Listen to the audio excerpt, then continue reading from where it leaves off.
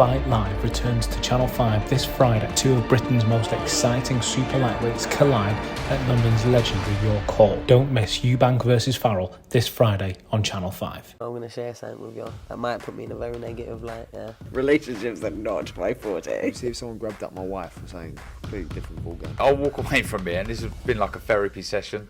Razaban IFL TV proudly sponsored by Everlast. With me, Ben Shalom. Ben, they said this was going to be his toughest test. They said this man's going to come forward and put Andaman under a lot of pressure. Rylan told me during the week, they've given me a proper camp, and I'm here to win. We tried our best. We gave him a proper camp. Look, it's hard to explain because we get to see him in the gym. It's a joy. It's a joy to watch him spar, and he has to. We have to get middleweights in now, and with Shane and everything like that. So it is a joy. We sort of know what's coming because he's that good, but obviously you still get nervous under the bright lights. He's a young guy. How is he going to perform? But it's a pleasure because he's at that age where he's still enjoying his boxing. He doesn't overthink. He doesn't think too much. When you get older, sometimes you start to question things. He just loves it, and he's a special talent. What a performance! And he's stopping a guy that early.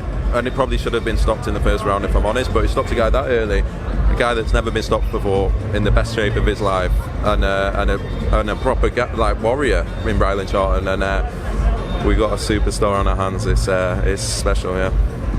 Did you expect it though? I know we know how good he is and how good he can become, but did you expect him to blitz him the way he did? It's hard to say you'd be disappointed if he didn't, but I genuinely feel like he can do that to a level and levels above. He won't, as Shane said it, we won't see him until someone can take him past 4 or 5 rounds. We're never going to see him in a fight. He is incredible talent. He hits so hard for the weight, and he's 20 years old and he's improving all the time. And I think you see the crowd that come out. He's got a fan base already. Anyone that knows boxing, it's a joy to come and watch something like that. And I can't stop smiling. I'm so happy for him and the family and everything. It's been from 4 years old, and now he's here, and it's all happening in front of their eyes, and a big journey to come. I just want him to keep enjoying his boxing. He deserves to keep enjoying his boxing at this age, and big 2023 for him. When you put some performances like that, how hard is it going to be to find someone to get in the ring with him without asking for stupid money? That is the most difficult thing, especially with the domestic guys. They know potentially what's coming, and the crazy thing is with Adam Azim, amongst fighters there's always an ego as to who's the best and this and that. Ask any fighter that's been in the gym with him, they'll step back and almost say he's another level. It doesn't matter who it is, world champions, he's another level, and he has that. People know on the circuit now it is going to be hard, but it's a good problem to have. Come on, it's amazing to have a talent like Adam. When do you look at the British title? I don't know what route we'll go in. I think he wants to win. He wants to win world titles, and he wants to win them quickly. But let's see. I've got to be on the ground. All the fans, all the tickets, most of the tickets that were sold today were sold for him, and he's doing that in his 7th fight. We want to make sure he grows his audience. More people get to see him taking around the country, and then hopefully he'll achieve his dream, which is a world title, one of the youngest world champions that's ever been. Hopefully. Ben, we're just going to pick this back up. We were obviously told we had to move from ringside. Yeah, we're just speaking about Mikel's performance, become British champion.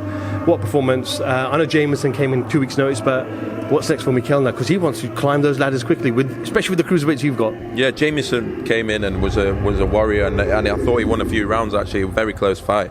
I think Mikel will look at his performance, probably could have done better in my opinion. He had, I know he was ill during the week, but what a story. This guy was a guy that was, eating off the streets. His mum died, he had nothing. I remember meeting him in 2019 and he had no route in boxing. Had to go into a tournament, which is a Russian roulette, as you know, and came through, won that. And it's been difficult since. And so to be here at the end of 2022 and he wins his British title and he's unbeaten and he's earned good money this year. That is good, and it's the first fight that we ever were involved in, way before all this, and so to carry him on the journey as well. A lot of the staff are close to him and known him for a long time. Just really happy for him. Like I said, you got a lot of cruiserweights. Another cruiserweight in attendance today was Marius Bradis wearing a Jake Paul t-shirt. He said, "I'm here to fight all the UK cruiserweights." Is that something you can explore? Look, he knows this is where it's at with the cruiserweights over here. Yeah, it's a good division right now, really good division. It's going to be a special year. I think they all want to get it on. Isaac was here, Mikel was here, Chris is here, Richard's fighting in Jan. Obviously, we hope to see what happens with Lawrence's situation, back active next year, I imagine. And then you've got Bradis, Opetaya who beat him, who wants all the cruiserweights want to fight in the UK, so we're going to see some big fights next year, I'm sure. Dalton Smith was in attendance today. Any conversations with him? No, just a good guy, and we obviously got to know him since he beat Casey Benjamin. It was good to have him here working for Sky. Just refreshing that we're talking about new names in boxing with Adam Azim, Dalton Smith and other guys coming through.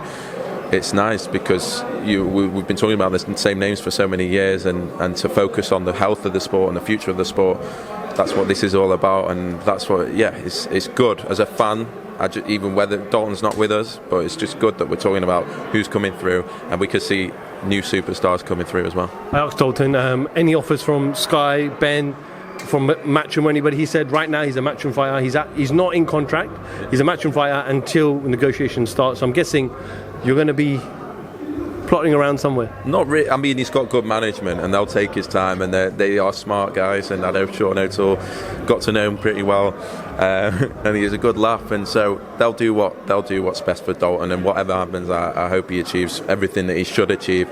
But obviously, we'll be in the mix, as will a lot of promoters, and we'll see what happens. Natasha Jonas in attendance again today. Does great work, by the way, on commentary.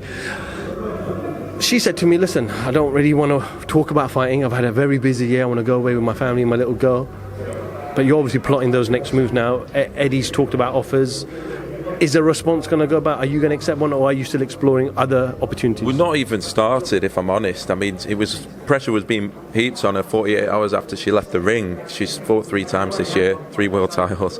I think she wants a bit of time off, and we'll look at it in the new year and see what she wants to do. But no pressure. She's enjoying being world champion. She deserves it. Gets to go on holiday, spend time with the family. Not had much time with the family this year, and just happy for her. She should enjoy being world champion, and then she'll look at some big fights in the new year. Ben, I spoke earlier on, before the show started actually, but before you went live, I spoke to a very emotional Dave Codwell about Lerone Richards, about obviously blacking out in his hotel room last night, having to pull him out at last minute. Obviously he's had a tough year, as you know, but the absolute right decision made by Dave Caldwell. Yeah, I think there are a lot of teams that might have pushed on. He fainted and he hit his head, and so if he's fainted for a reason, and he can't get in the ring like that, so everyone sort of made the decision that wasn't right, even though he has had a horrible year and a year out of the ring. Tough to take for him, I imagine, because I think he wanted to get back on the platform, and a lot of fans were looking forward to that fight as well. Obviously, we have to say something about Zach Chelly, who will feel extremely let down as well. But that fight's built and the rivalry is there, and I'm sure we'll see it again. But hopefully, Lerone, I think he goes for an MRI on Monday.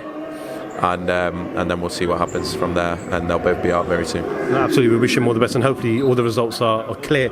Ben, we saw Friday night Wasserman, we saw last night Frank and Eddie going on the same night. You saw yourself today doing something different. I just want to touch on next week. We've got Fury Joshua, Fury and Chisora. We've got Troy and Josh Kelly. You've got Presser Tuesday. I think Wasserman got Presser Tuesday. I think there's a Fury workout on the same day as yourself. A lot of clashes. You know, what can be done about this, because it's tough, not just for promoters but everyone associated to boxing. Look, we've gone on Sunday, sensible to not clash, but sometimes it's hard not to, and I know fans complain, but who are the most important people in the sport? It's the fighters. Their fighters are getting a lot of opportunities. Everyone should be happy. There was days where boxing wasn't getting invested in, wasn't on the main platform. So yes, we can all complain selfishly around clashes and this and that, but the fighters are winning right now. The sport is winning, and they're the most important people. So you can't complain. You know, we'll complain if there's too many promoters, too little promoters, too many broadcasters, too little. Ultimately, the fighters are winning, and for me, that's what's most important. Ben, finally, it's 7:10, and we're about to end the night. That is not normal. I like it. Yeah, I feel good. I like it. I think today was good because you saw a lot of young kids, a lot of families, fan zone, everyone enjoying boxing. Boxing gets a hard time, and sometimes it can be intimidating for people to go to boxing and things like that. And it was good because it was on Sky One as well, Sky Showcase, different audiences, and making the sport as accessible, respectable as it possibly can be, because ultimately that's what will keep it on the platforms and that's what will keep it growing. And I thought it was really good today. I'd like to do it again. Sorry, Ben, just a final one. Just on that, is there a chance that you could do something like this, but on a Saturday, and go? And I'm not saying go at 3 o'clock, but where the main event isn't 10:30, 10:45. Look, I know Danny Flexen and Matt Christie complain about their late night main events, and I think a lot of people do. I'd like to, but look, you take it as it comes. I think the opportunity was there. No Premier League Super Sunday slot.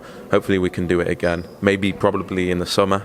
I think summer shows in the day can work, but it's hard because the big Saturday main event for the big, box office nights or whatever, it's hard to get away from Saturday. Finally, any final closing words, Ben? Another great event here in London. Yeah, just again, Dion Juma, Lerone Richards, John Doherty, all fighters that could have been involved in this show that have had problems, and obviously had a great night, and the team have done well to sort of recover from that. But Adam Azim, I think, is the lasting impression on tonight. Special fighter, hopefully the start of a very, very big career in boxing. Ben Shalom, IFL TV, thank you very much.